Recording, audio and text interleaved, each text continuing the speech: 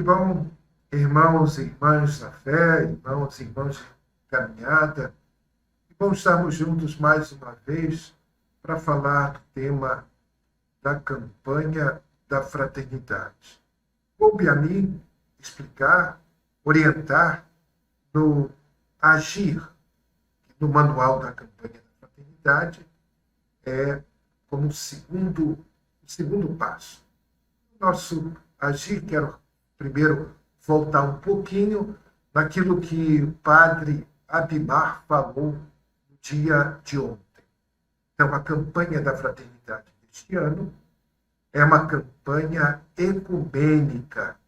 Esta campanha apresenta, no ano de 2000, dignidade e paz, novo milênio sem exclusão. Volta ao slide anterior. Ele apresenta ali no ano 2000 e no ano 2005 a campanha da fraternidade ecumênica sempre acontece de 5 em 5 anos, ou um pouco mais ou um pouco menos. Mas ali nós estamos apresentando a dignidade. Primeiro foi em 2000, que era justamente do jubileu de Cristo Jesus, o ano 2000, dignidade, paz, novo milênio sem exclusão. A gente sonha ainda com isso. Do lado direito, vocês vão ver, do meu lado direito, solidariedade e paz, felizes os que promovem a paz, que aconteceu em 2005. Mas embaixo, do lado esquerdo, economia e vida. Vocês não podem servir a Deus e ao dinheiro. 2010. E no ano de 2016, a Casa Comum. Casa Comum, nossa responsabilidade. Tema muito bonito, que é tão atual como todos eles são temas bem atuais e presentes na nossa vida hoje. E neste ano, o tema da campanha da fraternidade, o tema é Cristo, ou melhor dizendo, fraternidade e diálogo, compromisso de amor. É claro que a inspiração desse tema, ele nos traz que todas as religiões, todos aqueles que falam, anunciam a Deus, devem fazer o dever de casa. O dever de casa é a fraternidade. Não podemos estar aqui brincando por causa de religião. É diálogo, é compromisso de amor. E o lema, Cristo é nossa paz, do que era dividido, fez-se uma unidade. Se no ano passado nós lembramos do tema do bom samaritano, este ano nós vamos estar trabalhando 2 textos bem claros, que é o texto de Lucas 24, 13, 25, que é o texto dos discípulos de Emaús, e o texto, a carta aos Efésios. Toda a carta, nós destacamos o capítulo 1, capítulo 2 da carta aos Efésios, que cumpre o objetivo da campanha da fraternidade. Qual é o objetivo da campanha da fraternidade? O nosso próximo slide, ele diz o quê? Através do diálogo amoroso e do testemunho da unidade, na diversidade, inspirados e inspiradas no amor de Cristo, convidar as comunidades de fé e as pessoas de boa vontade para pensar avaliar, identificar os caminhos para a superação das polarizações e das violências que marcam o mundo atual. Minha gente, eu sempre digo por aí, agradeço a Deus pela quantidade de igrejas católicas e não católicas que estão aí nos nossos bairros e principalmente nas áreas mais pobres dos nossos bairros, que são as favelas, as periferias, porque ali as necessidades são maiores e nessas necessidades maiores nós precisamos ser inspirados pelo Evangelho de nosso Senhor Jesus Cristo. Então, o nosso tema, ou iremos falar sobre o julgar, e aí começamos.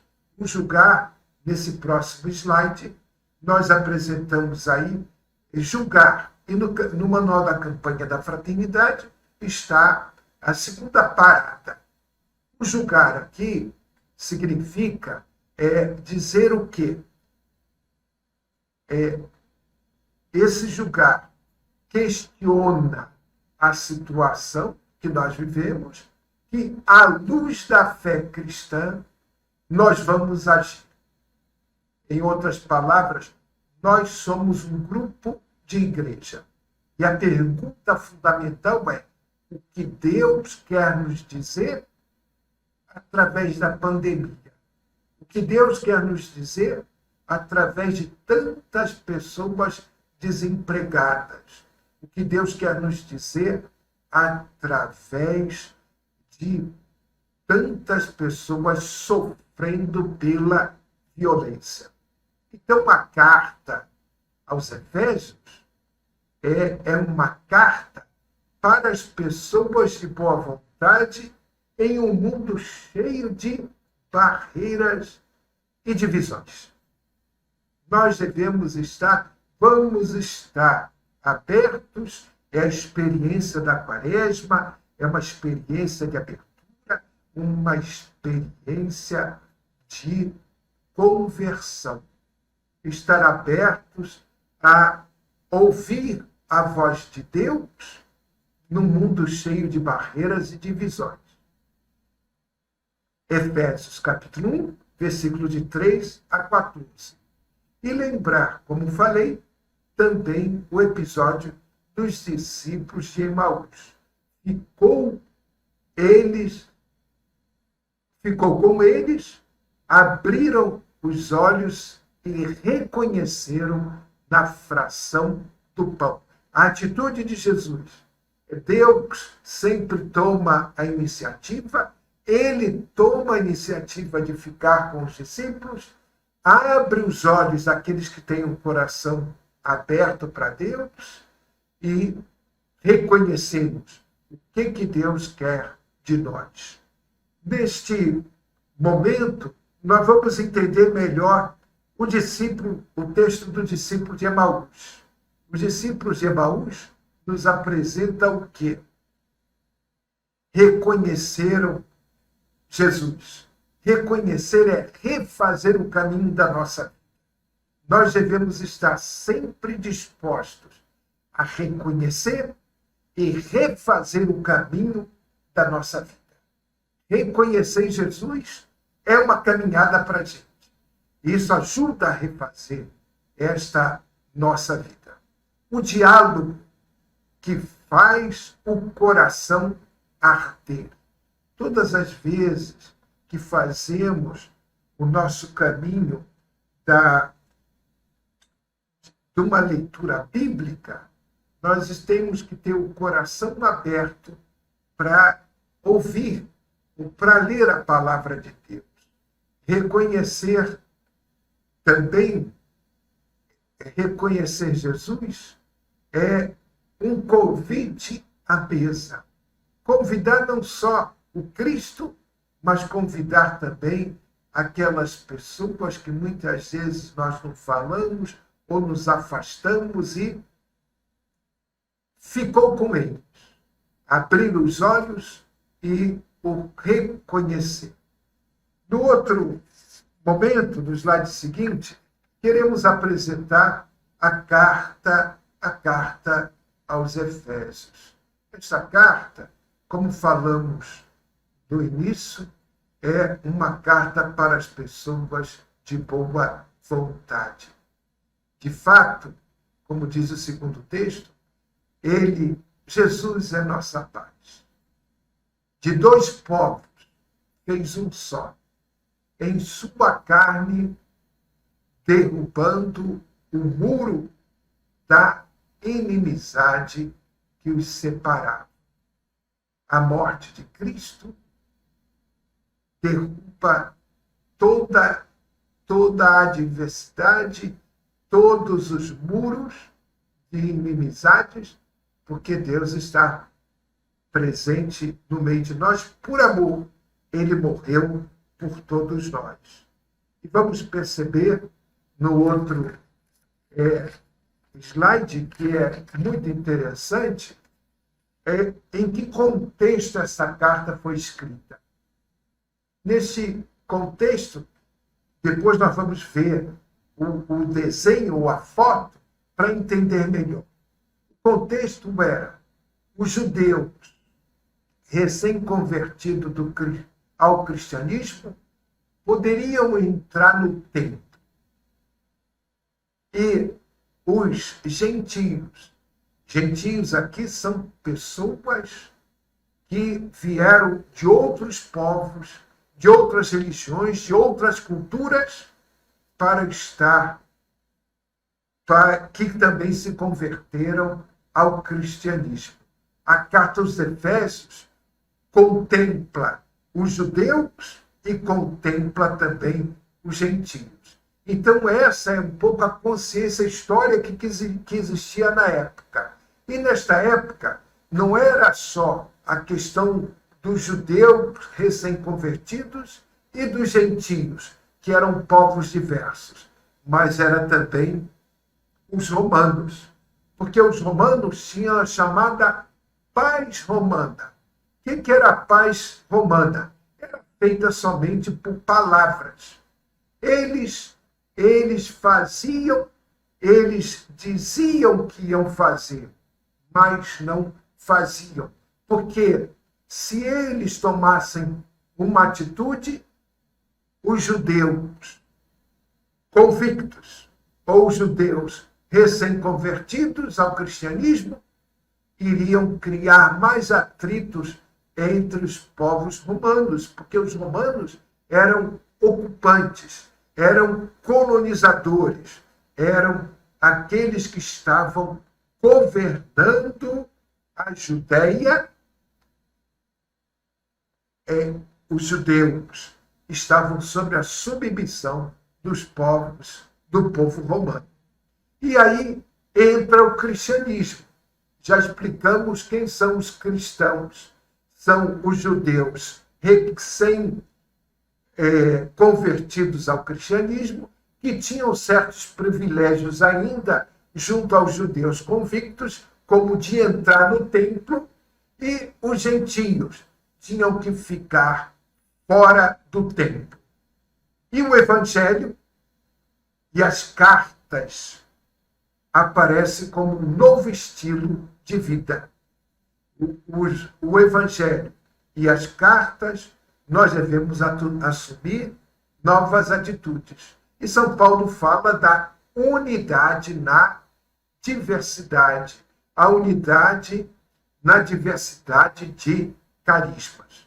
Então, nesse próximo slide, a gente vai entender muito bem o que era isso. Está aí, os judeus convictos e os judeus recém-convertidos ao cristianismo tinham o direito de passar por uma dessas portas aí e ficar ali no átrio do templo.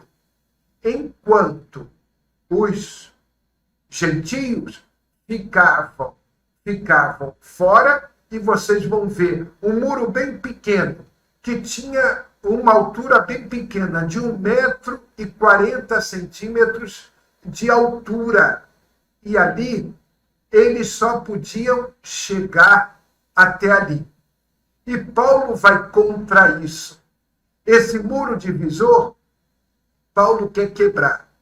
E existia ali placas ao redor de todo esse muro, 13 placas ao redor, placas de pedra, que apontavam, segundo o historiador Flávio José, com essa placa tinha uma inscrição em grego, em latim, dizendo que os gentios tinham que ficar fora. Mais uma vez, quem que são os gentios? São todos aqueles, como os gregos, como os pagãos e todos os outros povos da Mesopotâmia, do Egito, que faziam parte do povo, do novo povo de Deus, que faziam parte agora do cristianismo.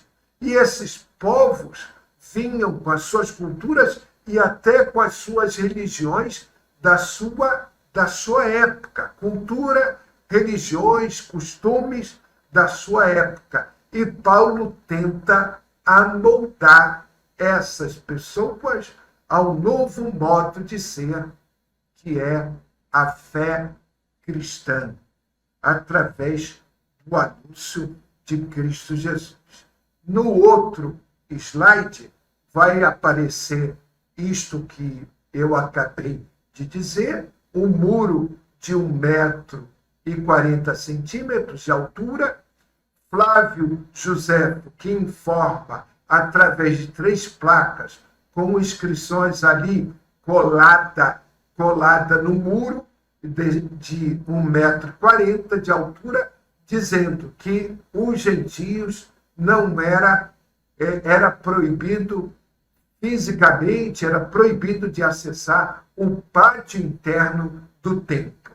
No outro slide também, nós vamos ver a placazinha de pedra que era colocada e tinha esses dizeres: nenhum estrangeiro tem a permissão de entrar no pátio interno ou balustrada em torno do santuário e do pátio. Que quem for pego será responsável por sua morte decorrente, ou decorrente morte. Em outras palavras, era condenado à morte. No outro slide, a gente vai perceber, né? Já foi falado aí, era tudo isso, está em vermelho para dizer, chamar a atenção, anunciando a lei da pureza. Quer dizer que os judeus eram puros e os gentios ou outros povos não eram puros. E nenhum estrangeiro, outros povos, que tinham aderido ao cristianismo, à fé cristã, não poderia entrar no santuário. Passemos, em resultado a tudo isso, nós temos a figura de São Paulo e de Trófimo, que era um companheiro de Paulo, um dos 72. Lembram? Os 72 discípulos que o Cristo chama? Então, um dos 72 discípulos. Então, Paulo foi preso em Jerusalém por supostamente levar um gentio para o pátio interno do templo. Está lá em Atos capítulo 21, versículo de 16 a 30. E Deus, que havia anteriormente residido,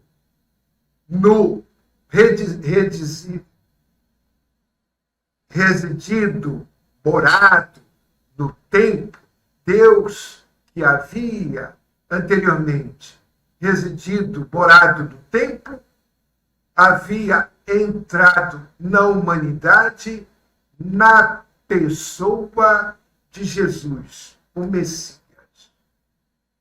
Deus, através do Messias, convida toda a humanidade a entrar na casa de Deus. A morte de Jesus na cruz e sua ressurreição haviam, na verdade, rompido com este muro divisor. Cristo veio para todos, efetuando a necessidade espiritual entre judeus e gentios. Como resultado, Paulo sabia, todas as pessoas tinham, por Deus, acesso garantido por meio da fé em Cristo Jesus. Por que Paulo fazia isso? Porque, em nome de Deus, ele que tinha sido judeu, ele entendeu que em Cristo Jesus a fé se tornou universal. O cristianismo se tornou universal. O cristianismo se tornou um novo povo de Deus. E é isso que é pregado em todo o Novo Testamento. Aí sim, no slide seguinte, poderíamos terminar aqui nossa exposição, mas eu chamo a atenção que no manual nós vamos encontrar alguns pensamentos. Eu coloquei aqui alguns pequenos pensamentos para animar a nossa leitura do manual na parte do julgar, também chamada segunda parte. O primeiro pensamento, tirado lá da carta aos Efésios, ficou com eles, abriu os olhos e o reconheceu. Isto está em Lucas 24, no texto dos discípulos de Emaús, mas se concretiza também em Efésios, na partilha, a mão amorosa de Deus. A mão amorosa de Deus. No segundo parágrafo, no segundo ponto, a diversidade que conduz à unidade. Há um só corpo, é o corpo místico de Cristo, aonde nós somos os membros e Jesus Cristo é a cabeça. No terceiro parágrafo, no terceiro item, como e a quem testemunhar. Nós testemunhamos a Cristo Jesus. Cristo é a nossa paz. Olha aí o lemazinho da campanha da fraternidade. Cristo, nossa paz. Do que era dividido, fez unidade. Do que era dividido, fez unidade.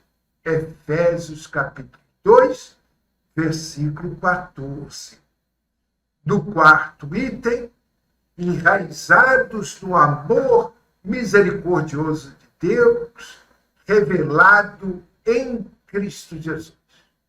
A igreja nasce dessa misericórdia revelada em Cristo Jesus. Efésios 4, capítulo 2, versículo de 4 a 5. Olha que interessante, deixa eu colocar para vocês mais uma vez. O nosso texto, a nossa parte aqui, que é o julgar, nós queremos fundamentar tudo aquilo que é o ensinamento de Cristo Jesus, através de São Paulo, hoje na carta aos Efésios, queremos dar, assim, uma vitamina para a gente, uma vitamina cristã, para dizer, como diz São Paulo, no belo texto, Romanos 8, capítulo 8, versículo 32, que nos diz: nada nos separa ou nos separará do amor de Deus. Nem a fome, nem a pandemia, nem o desemprego, nada pode nos tirar do amor de Deus. E a gente está batendo em pontos muito precisos que estão na carta aos Efésios. E ali nós vamos perceber que é uma bênção, bendito, louvado seja Deus, que nos abençoou em Cristo Jesus. E nesse texto da primeira carta aos Efésios, do capítulo 1, dos versículos 4 até 14, nós vamos encontrar a bênção, várias bênçãos. Deus nos escolheu antes da fundação do mundo. Olha, antes que eu nascesse, antes que você nascesse, Deus, o seu Filho, já tinha morrido na cruz por nós. Antes que o mundo existisse, Deus já nos amava. É uma bênção. Bênção, Deus nos predestinou para sermos seus filhos. Já no seio materno, como diz lá Isaías, Jeremias, ele já tinha nos escolhido, já no ventre materno. Deus nos libertou, perdoando-nos e derramando sua graça no meio de nós. Está lá, primeiro, Efésios capítulo 1, versículo de 7 a 8, nesses dois versículos. Em Cristo, tudo se uniu, tudo confluiu, céu e a terra. Todas as raças do mundo inteiro. Há bem pouco tempo, recentemente, celebramos a Epifania do Senhor.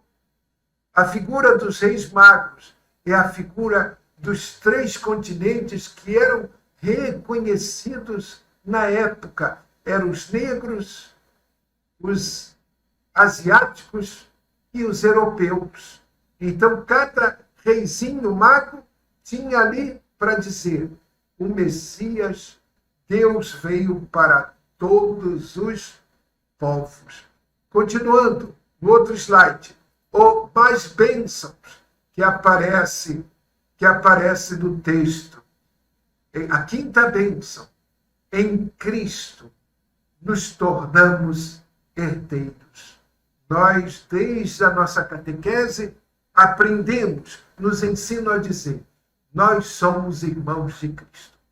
Cristo é nosso irmão. É uma bênção. No Espírito Santo, temos o penhor de nossa herança e salvação. Deus fez esse mundo para todos nós.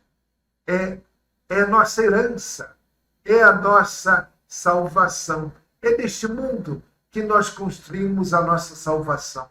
Nós não vamos ser salvos no céu. Nós construímos a nossa salvação aqui para morarmos no céu. No céu. Lá é a nossa morada eterna. Aqui é o caminho que nos leva ao céu.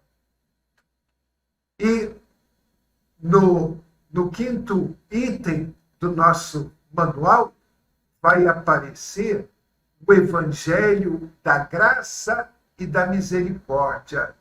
É força de Deus que derruba os muros. Lembram que lá nos primeiros slides eu coloquei judeus versus gentios? Aqui eu coloquei judeus mais gentios. Judeus mais todos os outros povos. Todos os outros povos. vai aparecer em Gálatas, capítulo 11, versículos 21. Não é possível estar com Deus e ser indiferente aos irmãos. Não é possível acreditar em Deus, acreditar no Evangelho anunciado, vivido por Cristo Jesus, e ser indiferente diante de tanta gente nesse país ou no mundo inteiro morrendo por causa de um vírus, ou morrendo por falta de tratamento, morrendo por falta de oxigênio. Não é possível, não é possível. Ou morrendo porque não tem vacina para todo mundo. No 6º item, Cristo é nossa paz. São Mateus nas bem-aventuranças. Bem-aventurados os que promovem a paz. São chamados filhos de Deus. Você quer ser chamado filho de Deus, você quer ser herdeiro de Deus, tem que promover a paz. Lembram da polarização que apareceu lá no objetivo da campanha da fraternidade? Quantas famílias se dividiram por causa das eleições? Quantos irmãos brigaram? Quantas pessoas se dividiram por causa das religiões ou por causa dos muros que nós construímos? Cristo é nossa paz. Dom do Cristo ressuscitado. Condição para o reino de Deus. Você quer ser filho de Deus? Você deve ser um dom da ressurreição de Cristo. Deve abraçar esse presente. Assumir essa condição que quem quer o reino, quem quer ser salvo, tem que, acima de tudo, viver em paz, promover a paz. O orgulho religioso levanta muros, mas na carta aos Efésios diz, chama a atenção dos gentios para assumirem a fé em Jesus Cristo, para que não repitam os mesmos erros da comunidade judaica ou da comunidade dos judeus. Então, não podemos cometer os mesmos erros que foram cometidos anteriormente. E no slide seguinte, Cristo, a paz em Cristo. O que estava dividido, fez a unidade. Somos obra-prima de Deus e o fruto da sua criação. Agora, em Cristo, os muros da inimizade, construídos pelo orgulho, foram destruídos ou serão destruídos. Né? Nós acreditamos. O ecumenismo, que beleza as experiências do ano 2000 para cá, de 5 em 5 anos, talvez no futuro, mais vezes, o ecumenismo possibilita essa convivência e aprendemos também com os irmãos e as irmãs de religiões ou de fé ou de confissões diferentes, tantas coisas boas que eles fazem por aí e que serve de lição também para todos nós, como também coisas boas que nós fazemos que servirão também de lição para eles. Então nós temos que romper esses muros, principalmente as religiões. Por quê? Porque nós anunciamos Deus. Quem anuncia também quer viver Deus e quer agir como Deus. E, por último, a criação, uma nova humanidade. É uma nova criação. É uma nova humanidade que tanto nós desejamos. Assim, não sois mais migrantes, estrangeiros, sois concidadãos dos santos, sois da família de Deus. Essa nova construção tem essa nova humanidade que floresce sobre o mesmo Espírito, fez com que fostes integrar na construção que tem como fundamento os apóstolos, os profetas e o próprio Cristo como pedra mestra dessa fundação.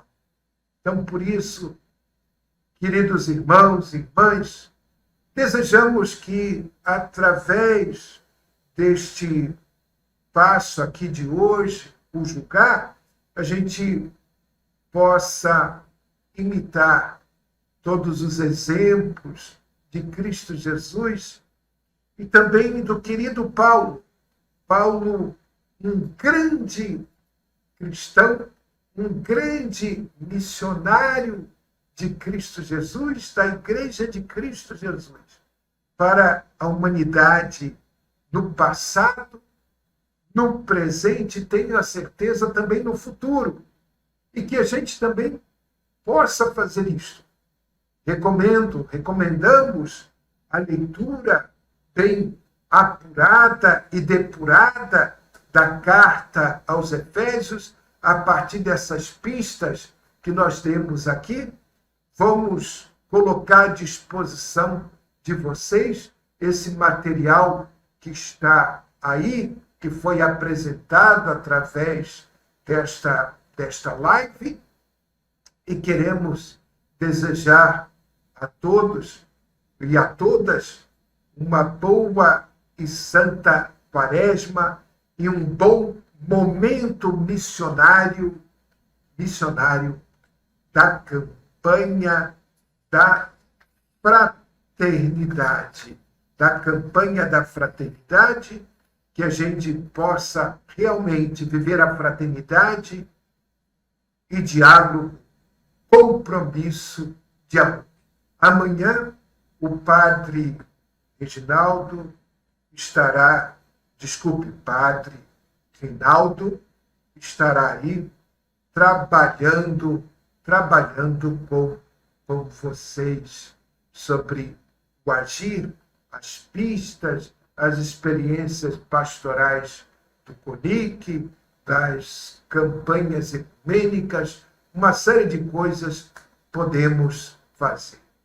Que Deus abençoe a todos, a todas, paz e bem, que o amor de Cristo esteja sempre presente na nossa vida. Venham todos vocês, venham todos.